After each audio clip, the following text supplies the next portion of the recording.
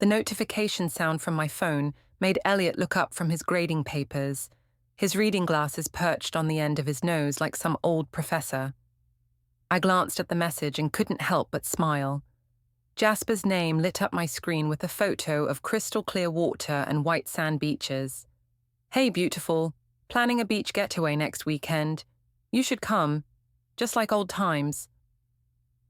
I felt that familiar flutter in my stomach, the same one I used to get when Jasper and I were together 3 years ago, before I met Eliot, before I became Mrs. Dane, living in this cramped apartment with a husband who spent his evenings grading 7th grade history papers and going to bed by 10. "Who's texting you?" Eliot asked, not looking up but clearly paying attention. "Just Jasper," I said casually, typing back a quick response. "He's planning some beach trip and invited me along." The pen in Eliot's hand stopped moving. He looked up slowly, those brown eyes of his searching my face. "Your ex-boyfriend, Jasper." "Oh my God, Eliot, yes. We're friends now. Adults can be friends with their exes, you know." I rolled my eyes dramatically. "It's not the 1950s. He set down his pen completely now, giving me his full attention. "Aurelia, I don't think it's appropriate for you to go on a beach trip with your ex-boyfriend." The way he said it, so controlled and measured, irritated me immediately, like he was talking to one of his students instead of his wife. "Appropriate? Really? You're going to use the word appropriate?" "I'm just saying, you're being jealous and insecure," I cut him off, standing up from the couch.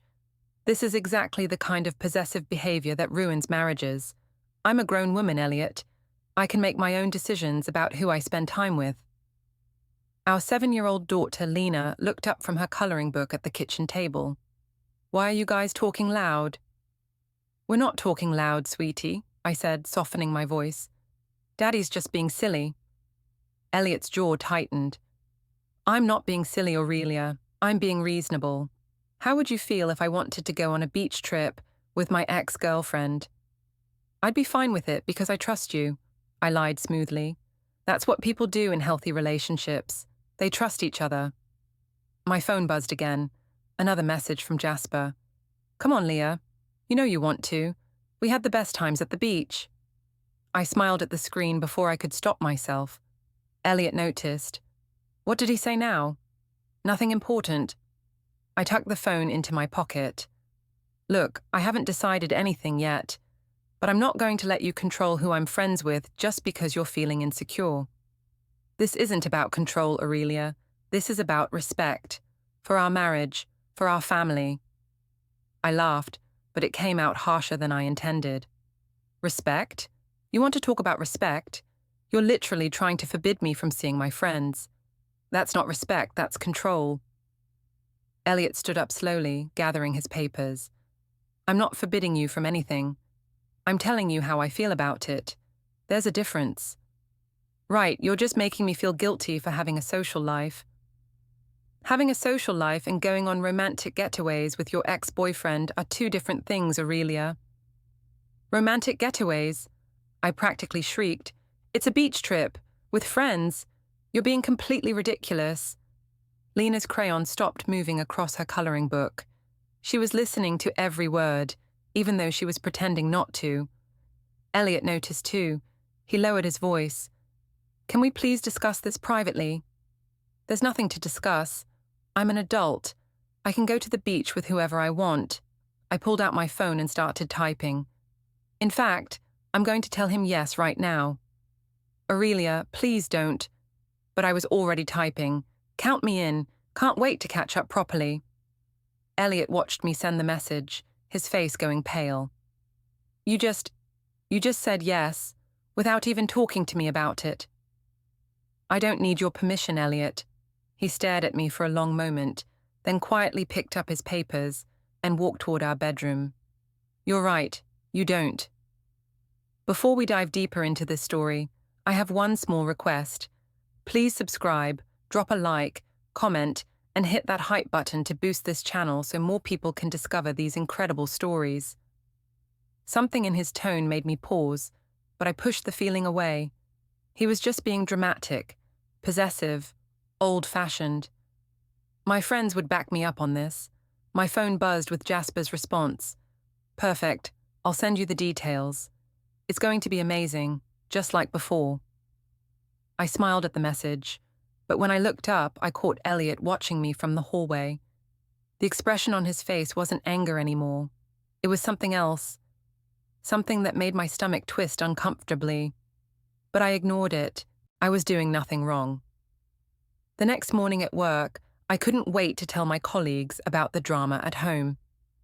My office at the communications firm buzzed with the usual Monday morning energy, and I knew my story would be the perfect conversation starter. "You guys will not believe what happened last night," I announced as I settled into my desk chair, setting down my coffee with dramatic flair. My cubicle neighbor, Jessica, immediately swiveled her chair toward me. "Spill everything." "So my ex-boyfriend Jasper invited me on this beach trip, right? Just a fun weekend getaway with some friends, and Eliot completely lost it." "Lost it how?" asked Marcus from across the aisle. "Full jealous husband mode. Told me it was inappropriate to go on a trip with my ex. Like, who says that?" Jessica gasped. "He actually tried to forbid you." "Basically, he was all, 'I don't think you should go,' and 'what about respect for our marriage, blah, blah, blah.'" I rolled my eyes. So insecure. "That's toxic masculinity at its finest," said Brianna, who had wandered over from the break room. "Men who try to control their wives' friendships are showing major red flags." I felt a surge of validation. "Exactly. That's exactly what I told him. I said this is what ruins marriages, possessiveness and jealousy." "Good for you for standing up to him," Marcus said. "My ex-wife used to pull that same controlling crap. It's manipulative." I pulled out my phone and opened the group chat with my college friends. "I'm putting this in our group chat. They need to hear this." I typed quickly. "Emergency. Husband is having a jealous meltdown because Jasper invited me to the beach. Apparently I'm not allowed to have male friends now. Send help and wine." The responses came flooding in immediately. "OMG, what is he, your father?" "This is why I'm never getting married. Jasper is hot though. I get why he's threatened. Tell him to grow up or get therapy." I screenshot the responses and showed them to Jessica. "See? Normal people think this is ridiculous." "You should post about it," Brianna suggested. "Like, not calling him out specifically, but just a general post about toxic relationship dynamics. Educate people." The idea thrilled me. I opened Instagram and crafted the perfect post. "PSA, your partner having friends of the opposite sex is normal and healthy. Trying to control who your partner spends time with is not. Secure people don't feel threatened by their partner's friendships. That's all. In relationships, boundaries, toxic masculinity." Within minutes, the likes and supportive comments started rolling in. My phone buzzed constantly with validation from friends, acquaintances, and even some strangers who had found the post through hashtags. "Yes, Queen, preach. My ex-husband was like this. So glad I left. This is exactly why the divorce rate is so high. Men need to do better. You're so brave for speaking out about this." I felt amazing, vindicated. Clearly I was in the right here, and Eliot was being unreasonable. The evidence was right there in black and white, dozens of people agreeing with me. My phone rang. Eliot's name appeared on the screen. "Hey," I answered, still riding the high of social media validation. "Aurelia, can you please take down that Instagram post?" My stomach dropped. "You saw it. Your sister-in-law Willa tagged me in it. She wanted to know if everything was okay." Shit, I had forgotten that some of Eliot's family followed me on social media. "I didn't mention you by name," I said defensively. "You didn't have to. Everyone knows we're married. Everyone knows what this is about." "So what? I'm not allowed to share my feelings on my own social media now." "You're allowed to do whatever you want, Aurelia. You've made that very clear. But I'm asking you, as your husband, to please not air our private disagreements online." I looked around the office. Jessica was pretending not to listen, but I could tell she was hanging on every word. Our private disagreements? You mean your unreasonable jealousy? There was a long pause.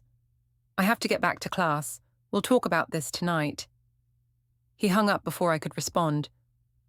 Everything okay? Jessica asked. He's mad that I posted about it. Wants me to take it down. Of course he does, Brianna said. Can't have people knowing how he really acts. I looked at my phone.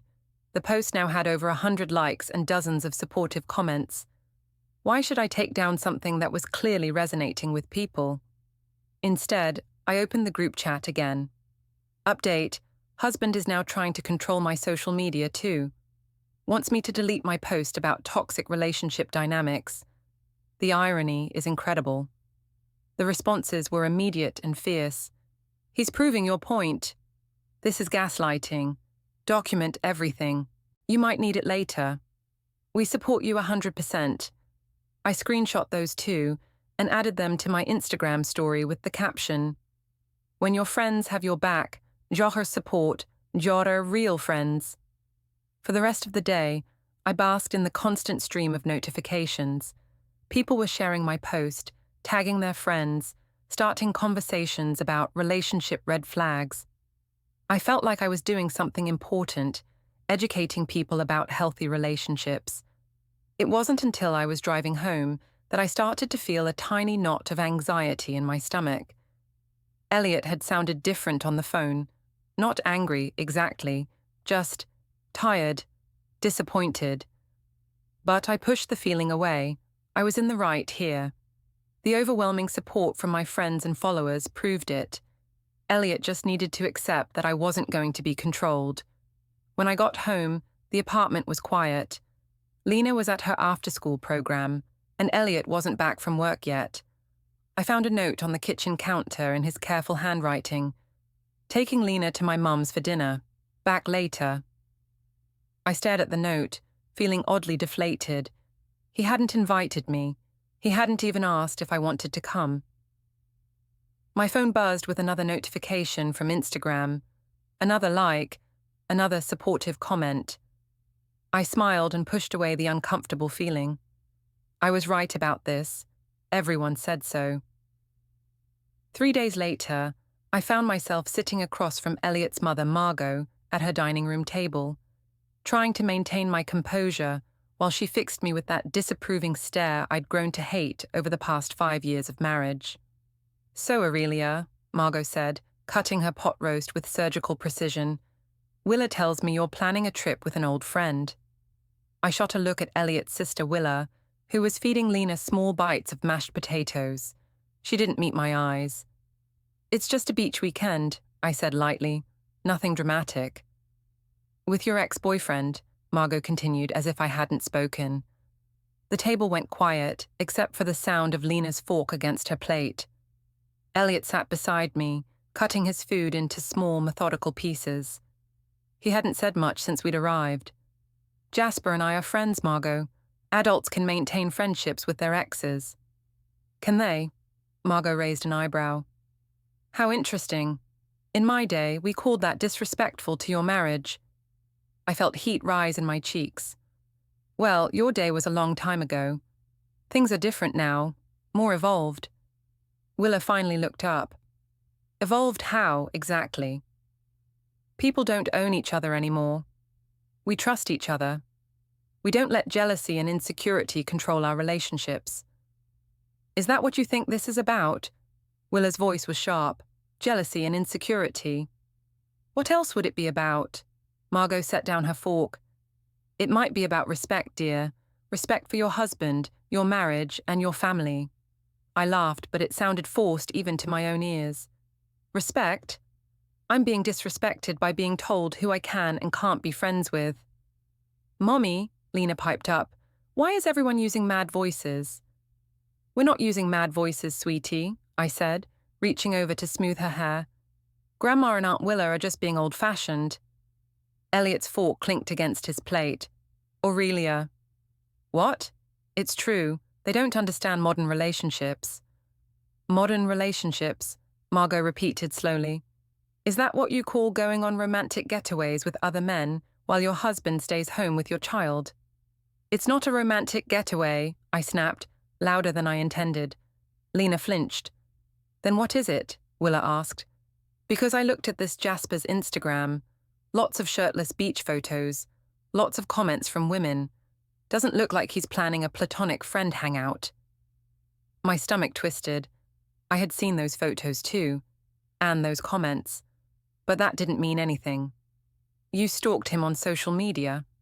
I looked him up, like any concerned family member would. Concerned about what? I'm a grown woman. I can handle myself. Can you? Margot's voice was ice cold. Because from where I'm sitting, it looks like you're handling yourself right out of your marriage. That's enough, Eliot said quietly. Everyone turned to look at him. He was still staring at his plate, but his knuckles were white where he gripped his fork. Eliot, honey, Margot started. I said that's enough. He looked up, first at his mother, then at me. This isn't helping anyone. I felt a surge of hope. Finally, he was going to defend me, stand up to his family. You're right, I said. Your family is way out of line here.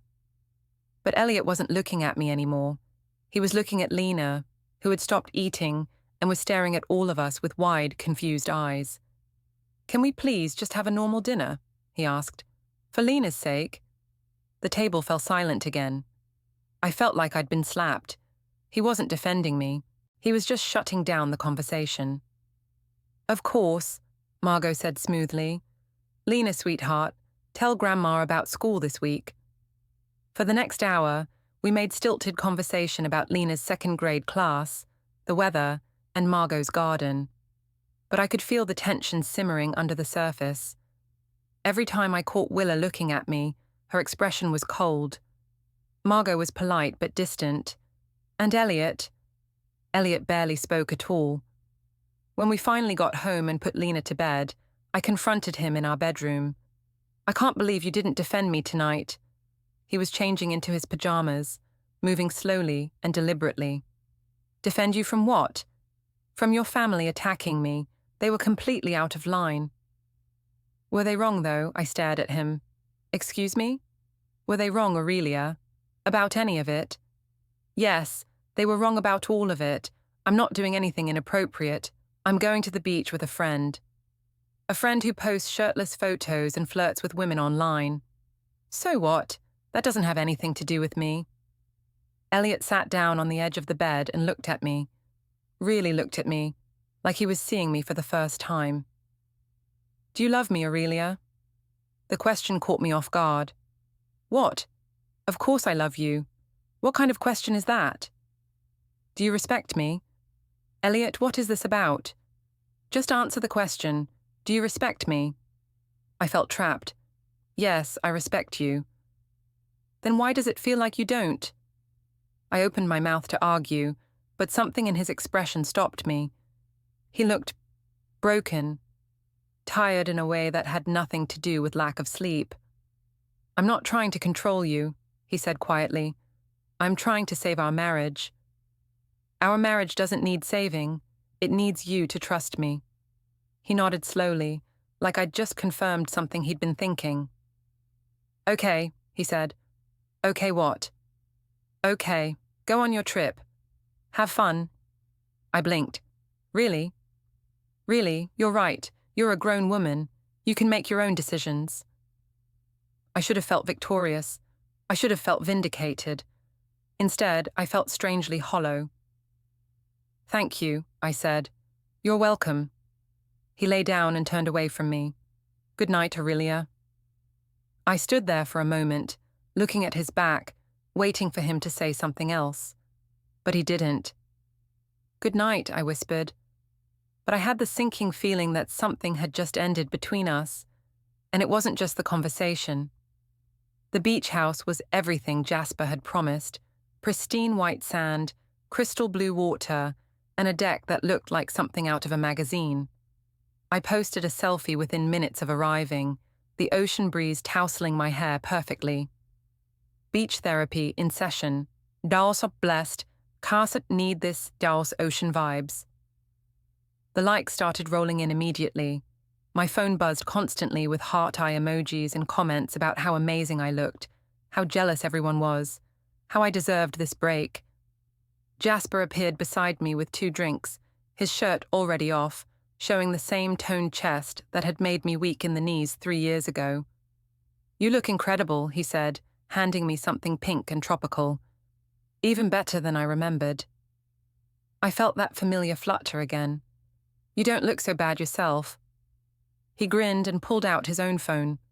"Selfie with my favorite beach companion." We posed together, his arm around my waist, both of us smiling widely. He posted it to his Instagram story with the caption, "Reunited with this beauty." I should have asked him to take it down. I should have thought about how it would look to people back home. But the drink was strong, the sun was warm, and I felt more alive than I had in months.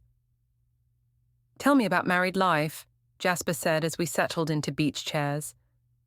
"Is it everything you dreamed?" I took a long sip of my drink. "It's fine. Eliot's a good guy, stable, safe." "Safe," Jasper repeated. "Sounds exciting." I laughed. "Not everything has to be exciting. Some of us grew up and wanted stability." "Did you, though?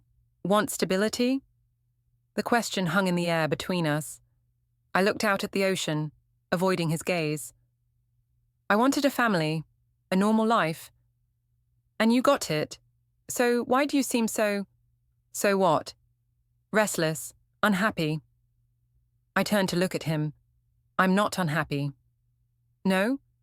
Then why are you here with me instead of home with your safe, stable husband?" My phone buzzed. A text from Eliot. "Hope you're having a good time. Lena misses you. We both do." I stared at the message, feeling a stab of something that might have been guilt. "Everything okay?" Jasper asked. "Fine. Just Eliot being... Eliot. Checking up on you." Something like that. Jasper moved his chair closer to mine. "You know, if you were with me, I'd never try to control who you spend time with. I'd trust you completely. Eliot trusts me." "Does he? Because from what you told me, it sounds like he was pretty upset about you being here." I didn't respond. The truth was more complicated than I'd made it sound when I'd texted Jasper about the fight. "You deserve someone who appreciates your free spirit, Leah. Someone who doesn't try to dim your light." His hand found mine on the armrest of my chair. I should have pulled away. I should have reminded him that I was married, that this was just a friendly trip. Instead, I let him intertwine our fingers. "Take another selfie with me," he said. "I want to remember this moment." This time he pulled me closer, his lips brushing against my temple as he snapped the photo. It looked intimate, romantic, like we were a couple. "Perfect," he murmured. That evening, after too many drinks and too much sun, I found myself alone with Jasper on the deck while the other friends had gone inside to cook dinner. "I've missed this," he said, moving to stand beside me at the railing. "Missed us." "Jasper, I know you're married. I'm not asking you to leave him. I'm just saying, this feels right, doesn't it? Being here together?" He was standing so close I could smell his cologne, the same one he'd worn when we were together, the same one that used to drive me crazy. "I should call Eliot," I said weakly. "Check on Lena." "Later," Jasper said, his hand coming up to cup my face. "Stay in this moment with me." When he kissed me, I didn't pull away. Later that night, alone in my room, I stared at my phone. 17 missed calls from Eliot, 12 text messages. The last one simply said, "Please call me when you get this," but I didn't call. Instead, I posted another photo from the day, the one of Jasper and me on the beach, his arm around me, both of us laughing. I cropped it carefully so it wasn't obvious how close we were standing, but the intimacy was still there if you looked closely. Sometimes you need to remember who you were before you became who you are. Find yourself. Beach life and memories. The comments were mostly positive, but I noticed a few from Eliot's friends and family that made my stomach twist. Interesting photo choice. Does Eliot know about this? Some things should stay private. I deleted those comments and blocked the users. They didn't understand.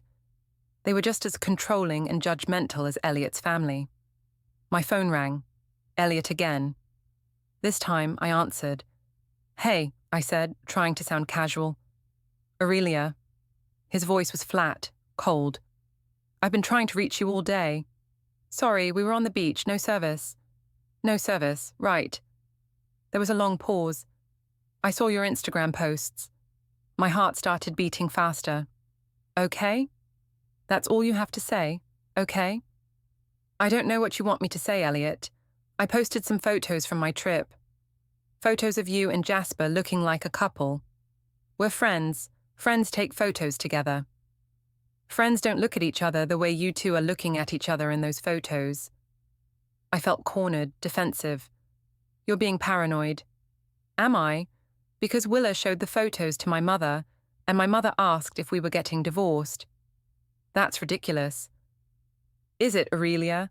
Because from where I'm sitting, it looks like my wife is on a romantic getaway with her ex-boyfriend, posting intimate photos for the world to see." "It's not intimate, we're just having fun." "Fun, right." His voice was getting quieter, more controlled. "When are you coming home?" "Tomorrow night, like I told you." "Okay, we need to talk when you get back." "About what?" But he'd already hung up. I stared at the phone, my hands shaking slightly. Through the thin walls of the beach house, I could hear Jasper laughing with the other friends. Part of me wanted to go join them, to lose myself in the carefree atmosphere again, but a bigger part of me was starting to realize that I might have made a terrible mistake. The drive home from the beach felt like the longest 4 hours of my life. Every mile brought me closer to a conversation I wasn't ready to have, to consequences I hadn't fully considered when I'd been caught up in the sun and sand and attention. Jasper had kissed me goodbye at my car, right in front of everyone, his hand lingering on my waist. "This doesn't have to be the end," he'd whispered in my ear. "You know where to find me." Now, pulling into the parking lot of our apartment complex, I felt sick to my stomach. Eliot's car was there, along with another car I recognized, his sister Willa's Honda. Great, a family intervention. I sat in my car for a few minutes, checking my appearance in the rearview mirror, trying to prepare myself for whatever was waiting upstairs. My phone showed dozens of notifications from the photos I'd posted throughout the weekend. The last one, from this morning, Jasper and me hugging goodbye, had generated quite a bit of discussion in the comments before I'd turned off my phone for the drive. Taking a deep breath, I grabbed my beach bag and headed upstairs. The apartment was quiet when I walked in. Too quiet. I could hear voices coming from the kitchen. Eliot, Willa, and someone else. A man's voice I didn't recognize. "Hello," I called out, trying to sound cheerful and normal. "In here," Eliot replied. I walked into the kitchen to find Eliot sitting at our small table across from Willa, and a man in a suit I'd never seen before. There were papers spread out between them. "Aurelia," Eliot said, standing up. "This is David Martinez, my attorney." My blood turned to ice. "Your attorney?" "We need to talk," Eliot said calmly. "Please sit down." "Where's Lena?" "At my mother's," Willa said. Her voice was cold, distant. "She's going to stay there tonight." I remained standing, my beach bag still clutched in my hand, like a shield. "What is this about?" The attorney, David, cleared his throat. "Mrs. Dane, your husband has asked me to prepare some preliminary paperwork regarding the dissolution of your marriage." "Dissolution of—" I couldn't finish the sentence. "Eliot, what is this?" "Sit down, Aurelia, please." My legs felt weak. I sank into the chair across from him, my beach bag falling to the floor with a thud. "You want a divorce?" I whispered. "I want to understand what's happening to our marriage," Eliot said, "and I want to protect myself and Lena if this goes where I think it's going." "Nothing is happening to our marriage. I went to the beach with friends." Willa pulled out her phone and set it on the table. "These are the photos you posted this weekend." I looked at the screen. Seeing the images now, in this sterile kitchen setting, they looked different than they had when I'd posted them. The intimacy was obvious. The way Jasper and I looked at each other. The way his hands rested on my waist. The kiss on my temple that looked like it could have been on my lips from the angle. "Those are just photos," I said weakly. "Are they?" David asked, pulling out a folder. "Because we also have these." He spread out printed screenshots of text messages. My text messages. The ones I'd sent to Jasper over the past month. The ones where I'd complained about Eliot being controlling and boring. The ones where I'd called my husband safe and predictable and said I missed feeling alive. "How did you get these?" I demanded. "You left your laptop open," Eliot said quietly. "Your messages sync automatically." I stared at the papers, seeing my own words printed in black and white. They looked so much worse on paper, so disloyal, so cruel. "Eliot, Can you explain this one?" He pointed to a message from 2 days ago. "I think about what would have happened if I'd never left you, if I'd chosen passion over security." I had written that, lying in bed at the beach house, tipsy and nostalgic and feeling sorry for myself. Or this one. Willa pointed to another message. "My husband is a good man, but he doesn't make me feel the way you do. He never has." The words hung in the air like a physical presence. I watched Eliot's face as he read them again, saw the way his jaw tightened, the way his eyes went flat and distant. I was venting. I didn't mean... "You didn't mean it?" David asked. "Which part didn't you mean? The part where you said you married the wrong man? Or the part where you said you were planning to see Jasper again when you got back?" My heart stopped. I had written that. In a moment of weakness, caught up in the fantasy of it all. "I wasn't actually going to..." "Weren't you?" Eliot asked. "Because according to these messages, you were planning to meet him next weekend, while I was at the school's parent-teacher conferences." I looked around the table at their faces. Willa looked disgusted. David looked professional but disapproving. And Eliot looked like a stranger. "I made a mistake," I said, my voice barely above a whisper. "I got caught up in the moment. It didn't mean anything." "It meant something to me," Eliot said. "It meant everything to me." "We can fix this. We can go to counseling. I'll stop talking to Jasper. "You'll what?" Willa snapped. "You'll stop humiliating my brother on social media. You'll stop planning affairs with your ex-boyfriend. You'll stop treating your husband like he's some kind of controlling monster for wanting basic respect in his marriage." "Willa," Eliot said quietly. "No, Eliot. Someone needs to say it. She's been treating you like garbage for months, and now she wants to play the victim because she got caught." I turned to Eliot desperately. "Is that what you think? That I've been treating you like garbage?" He was quiet for a long moment, staring at his hands folded on the table. "I think you've been treating me like I'm not enough," he said finally. "Like our life together isn't enough. Like our family isn't enough." "That's not true." "Isn't it?" He looked up at me. "When's the last time you said something positive about me to your friends? When's the last time you posted a photo of us together? When's the last time you looked at me the way you looked at Jasper in these photos?" I opened my mouth to answer, but no words came. Because he was right, I couldn't remember. "I love you, Aurelia," Eliot continued. "I've loved you since the day we met. But I won't be made a fool of. I won't let our daughter grow up thinking this is what marriage looks like." "So you're just giving up? Just like that?" "I'm protecting myself. And Lena, if you want to save this marriage, you need to show me that it's worth saving. That I'm worth fighting for." David cleared his throat. "These papers are just precautionary, Mrs. Dane. Nothing has been filed yet, but Mr. Dane wanted you to understand the seriousness of the situation." I stared at the divorce papers, the words blurring together through my tears. "What do you want me to do?" I whispered. "I want you to decide," Eliot said. "Do you want to be married to me, or do you want to be free to pursue whatever this is with Jasper? Because you can't have both." "That's not fair." "Fair?" Willa laughed bitterly. "You want to talk about fair? Is it fair that my brother has been crying himself to sleep for the past month? Is it fair that my niece keeps asking why Mommy and Daddy don't smile anymore?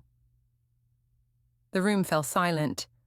I could hear the clock ticking on the wall, the sound of traffic outside, the normal sounds of life going on while my world fell apart.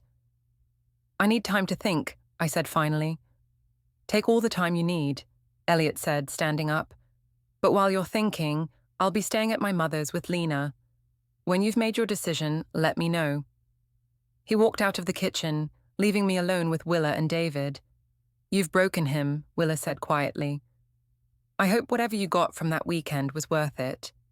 Then she was gone too, leaving me alone with the attorney and a stack of papers that spelled out the end of everything I'd thought I wanted to keep. 2 weeks later, I sat in Margot's living room, surrounded by both families, convinced I had successfully navigated the crisis. Eliot had moved back home 3 days earlier, after I'd promised to cut all contact with Jasper and delete my social media accounts.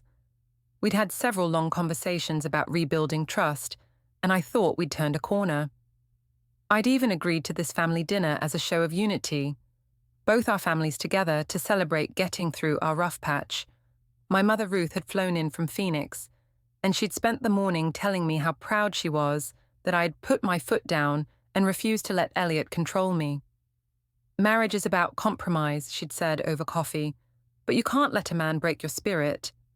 Now, watching Eliot help his mother set the table, while Lena played with her blocks nearby, I felt a surge of satisfaction. I'd gotten exactly what I wanted, my husband back, my family together, and my freedom intact. Sure, I'd had to make some concessions, but that was just part of being married. Dinner's ready, Margot announced. We all gathered around the extended dining room table. Ruth sat beside me, still glowing with pride at how I'd handled the situation. Willa was polite but distant, and Margot was her usual chilly self, but I was confident they'd come around eventually. Before we eat, Eliot said, standing up, I have something I need to share with everyone. I looked up at him, smiling. Maybe he was going to make a speech about our reconciliation, about how we'd worked through our problems. As you all know, Aurelia and I have been having some difficulties in our marriage. My smile faltered slightly. This wasn't how I'd expected him to start. We've tried to work through them privately, but I think it's important that our families understand what's been happening. He walked over to a briefcase I hadn't noticed, sitting by the door, and pulled out a thick folder. Eliot, I said carefully, what are you doing? I'm telling the truth, he said simply. He opened the folder and began distributing papers around the table. These are printed copies of text messages between Aurelia and her ex-boyfriend Jasper over the past 3 months. My blood turned to ice. Eliot, stop. This first set shows the planning for the beach trip, including messages where Aurelia calls me controlling and paranoid for having concerns. Ruth picked up the papers in front of her face already changing as she read. This second set shows messages sent during the beach trip, including several where Aurelia expresses regret about marrying me and wishes she'd chosen Jasper instead. Eliot, please. I stood up, reaching for the papers. This is private. Private? He looked at me with an expression I'd never seen before. You made it public when you posted intimate photos with another man on social media. You made it public when you told your friends and co-workers that I was a controlling husband. You made it public when you humiliated me in front of everyone we know. Willa was reading the messages, her face growing paler by the second. Margot's lips were pressed into a thin line. And my mother looked like she'd been slapped. These can't be real, Ruth said weakly. They're real, Eliot said. Every word, every message, every lie she told about me while she was planning to cheat on me. I didn't cheat, I protested. Eliot pulled out his phone and set it on the table. This is a photo that Jasper posted to his private Instagram story during the beach trip. Aurelia is in the background, in his bed, wearing his t-shirt. The room went completely silent. I stared at the phone screen, my heart hammering in my chest. I remembered that photo. Jasper had taken it the morning after I'd made the biggest mistake of my life. That's not what it looks like, I whispered. Isn't it? Eliot's voice was deadly calm. Because it looks like my wife spent the night in another man's bed. It looks like everything I was worried about was exactly what happened. Lena looked up from her blocks, sensing the tension. Daddy, why is everyone quiet? Margot immediately got up and took Lena into the other room. Let's go watch cartoons, sweetheart. When they were gone, Ruth turned to me with tears in her eyes. Aurelia, tell me this isn't true. I opened my mouth, but no words came out. How could I explain? How could I make them understand that it had just happened, that I hadn't planned it, that it didn't mean anything? She can't tell you it's not true, Eliot said, because it is true. And these are the messages she sent after she came home, lying to me about what happened while planning to see him again. He pulled out another set of papers, messages I'd forgotten about, sent in moments of guilt and confusion and selfish desire. I can't stop thinking about our night together, Willa read aloud, her voice shaking with anger. I know it's wrong, but I've never felt so alive. Stop, I begged. Please stop reading those. Why? Eliot asked. Because they're embarrassing? Because they show everyone who you really are? Because they're taken out of context. What context makes this okay, Aurelia? Ruth asked, holding up another message. What context makes it okay to tell another man that your husband is boring in bed and that you married him for stability, not passion? I felt like I was drowning. Every word I'd written in private moments, every complaint I'd shared, every cruel comparison, it was all there in black and white for everyone to see. I was confused, I said desperately. I was going through something. I didn't mean any of it. You meant enough of it to sleep with him, Willa said coldly. It was one night, one mistake. One night that you've been trying to repeat ever since, Eliot said. He pulled out his phone again. This is a text message you sent to Jasper yesterday, after you promised me you'd cut all contact with him. He read from the screen. I miss you. I know I said I couldn't see you anymore, but I can't stop thinking about what we had. Can we meet for coffee, just as friends? The room spun around me. I had sent that message, yesterday, while Eliot was at work, and I was feeling lonely and nostalgic and sorry for myself. How did you get that? I whispered. I've been monitoring your phone for the past 2 weeks, Eliot said matter-of-factly. Every message, every call, every social media interaction. Did you really think I was going to trust you after everything you'd done? That's illegal. Actually, it's not, said a voice from the doorway. David Martinez, Eliot's attorney, walked into the dining room carrying another briefcase. In the state of California, spouses have the legal right to monitor shared devices and accounts, especially when there's evidence of infidelity. What is he doing here? I demanded. He's here to serve you with divorce papers, Eliot said calmly. The real ones this time. David opened his briefcase and pulled out a thick stack of legal documents. Aurelia Dane, you are hereby served with a petition for dissolution of marriage, citing irreconcilable differences and adultery. I stared at the papers he placed in front of me. Eliot, you can't be serious. I've never been more serious about anything in my life. But we talked about this. We agreed to work things out. We agreed that you would stop lying to me. You lasted 3 days. One text message. I sent one text message. To the man you cheated on me with, asking to see him again, after promising me you'd have no contact with him. Eliot's voice was getting louder now, the calm facade finally cracking. What did you think was going to happen, Aurelia? Did you think I was just going to keep letting you make a fool of me? Ruth was crying now, the papers scattered in front of her. How could you do this? How could you throw away your family for some fling? It wasn't a fling. It was complicated.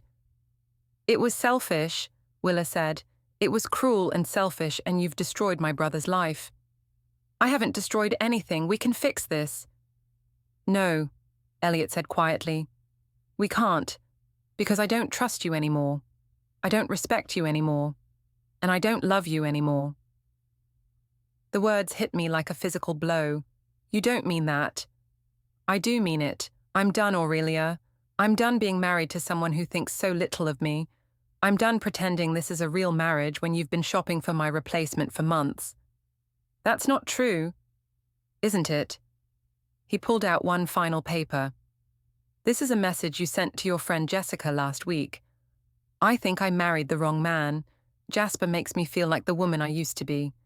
Maybe it's time to admit I made a mistake. The room fell completely silent. Even I couldn't find words to defend that message, because it was exactly what I'd been thinking, what I'd been feeling. The custody arrangement is outlined in the papers, David said professionally. Mr. Dane is asking for primary custody of Lena, with supervised visitation for you until the court determines.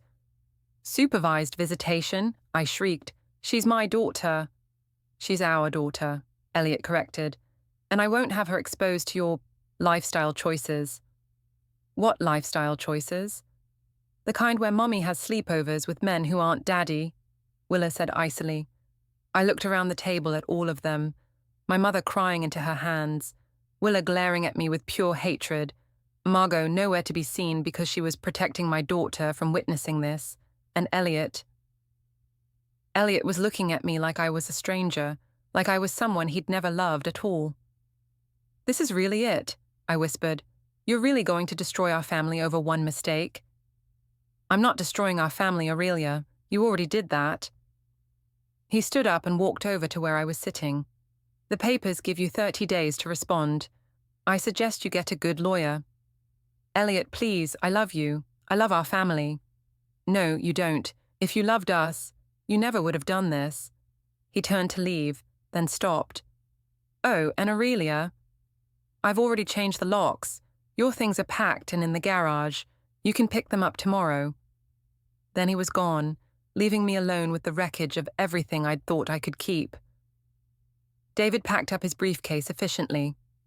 The court date is set for next month. I strongly recommend you retain counsel. When he left, it was just me, my mother, and Willa sitting in the ruins of what had been my life an hour earlier. I hope it was worth it, Willa said, standing up. I hope that one night was worth losing everything. She left too, and then it was just me and my mother, and the sound of Lena laughing at cartoons in the other room. Cartoons I might only get to watch with her on supervised visits from now on. What have you done? My mother whispered. What have you done to yourself? I stared at the divorce papers, at the evidence of my betrayal spread across the table, at the legal proof that my marriage was over and it was entirely my fault. For the first time since this whole thing started, I had no answer, no justification, no way to make myself the victim in this story. I had destroyed everything and everyone could see it. It was official now.